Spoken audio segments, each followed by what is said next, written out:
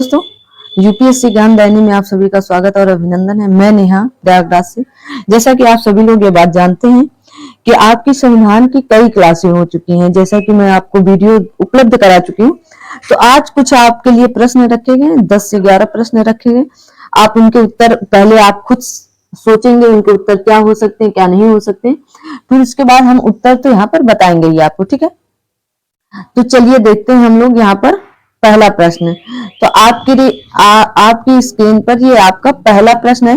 बोल रहा है कि संविधान के निम्नांकित में से किस प्रावधान के अंतर्गत भारतीय संसद को नया राज्य बनाने का अधिकार है। ये पूछ रहा है जो आपके नए राज्यों का गठन होता है, जैसे उत्तराखंड उत्तर प्रदेश को काटकर बना, फिर अभी तेलंगाना आंध्र प्रदेश को काटकर बना।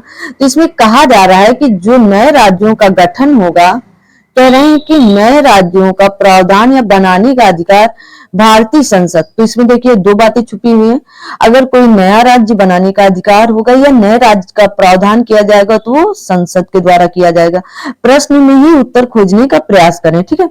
अब यहाँ कहा गया है कि किस अनुच्छेद के अंतर्गत ये बात कही गई। तो आपके आर्टिकल 3 के अंतर्गत, कौन से आर्टिकल, तो आर्टिकल आपके 3 के अंतर्गत ये बात कही गई। किसके अंतर्गत कही गई, आपके आर्टिकल 3 के अंतर्गत ये बात कही गई, ठीक है। किसके अंतर्गत कही गई, तो आपके आर्टिकल 3 के अंतर्गत ये बात कही गई। चलिए अगला प्रश्न देखते हैं। हम लोग क्या करेंगे, अगला प्रश्न देखते हैं। तो अगला प्रश्न देखने से पहले देखिए संविधान में जो आपके अनुच्छेद, अनुसूची क्या है, अनुसूची 1 है। कौन सी अनुसूची है, अनुसूची जो 1 है आपकी, देखिए यहीं से क्लियर करते हुए आप सभी लोग चलें। अनुसूची जो 1 है उसमें अनुच्छेद 1 से लेकर 4 तक भाग दिए गए, मतलब 4 तक, अनुच्छेद 1 से 4 तक की बात कही गई भाग 1 में, ठीक है।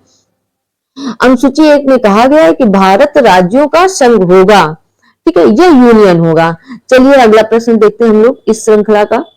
दूसरा प्रश्न कह रहा है कि नए राज्यों का, देखिए दूसरा प्रश्न क्या कह रहा है कि नए राज्यों के गठन की शक्ति निहित है। जैसे अभी आप ऊपर देख चुके थे कि भारतीय संसद की बात कही गई थी। किसकी बात कही गई थी, भारतीय संसद की। तो यहाँ पर क्या होगा उत्तर इसका, यहाँ पर उत्तर होगा आपका, क्या हो सकता है यहाँ पर उत्तर आपका, तो आप कहेंगे संसद होगा। क्या होगा आपका उत्तर, संसद होगा। क्या होगा, तो आप यहाँ पर कह सकते हैं आपका संसद होगा। संसद में निहित होती है, ठीक है।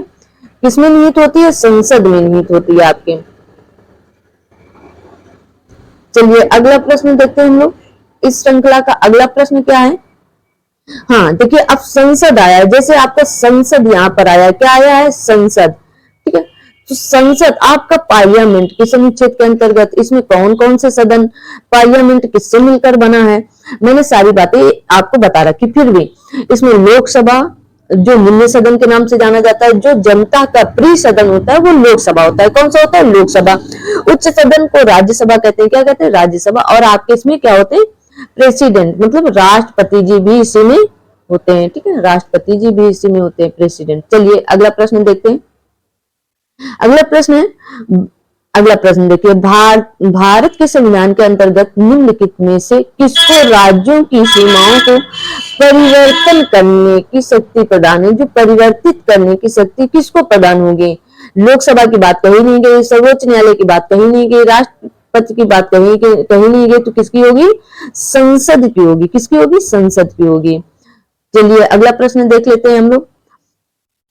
संविधान के प्रथम अनुच्छेद के अनुसार भारत है, भारत को क्या कहा गया, अनुच्छेद 1 के अनुसार भारत को क्या कहा गया, राज्यों का समूह नहीं कहा गया, राज्यों का फेडरेशन नहीं कहा गया, राज्यों का कन्फेडरेशन नहीं कहा गया। क्या कहा गया, राज्यों का यूनियन होगा। भारत राज्यों का संघ होगा या क्या होगा, यूनियन होगा, ठीक है। चलिए अगला प्रश्न देख लेते हैं। अगला प्रश्न, एक नए राज्य बनाने में संवैधानिक संशोधन के लिए कैसा बहुमत चाहिए। अब ये कह रहा है कि कैसा बहुमत चाहिए, तो आप लोगों को पता होगा कैसा बहुमत चाहिए। क्या साधारण बहुमत चाहिए, 2/3 बिल्कुल नहीं चाहिए, 3/3 नहीं चाहिए, 2/4 और आधे राज्यों का समर्थन भी नहीं चाहिए। साधारण बहुमत से क्या हो जाएगा, पारित हो जाएगा, ठीक है। चलिए अगला प्रश्न देख लेते हैं हम लोग। भारत में बोल रहा है कि भारत में क्या कह रहा है, भारत में संघ राज्यों का प्रशासन होता है। राज्यपाल, उपराज्यपाल का नहीं होगा, प्रशासक का नहीं होगा, गृह मंत्री का नहीं होगा, किसका होगा? आपके राष्ट्रपति जी का होगा। किसका होता है? राष्ट्रपति जी का होता है। चलिए ठीक है, अगला प्रश्न देख लेते हैं हम लोग। अगला प्रश्न आपका कह रहा है भारतीय संघ के अंतर्गत किसी राज्य को मिलाने का अधिकार किसे है? अगर भारतीय संघ के अंतर्गत किसी राज्य को मिलाने का अधिकार किसे होगा, तो आप एक लाइन में बता सकते हैं, संसद को होगा। किसको होगा?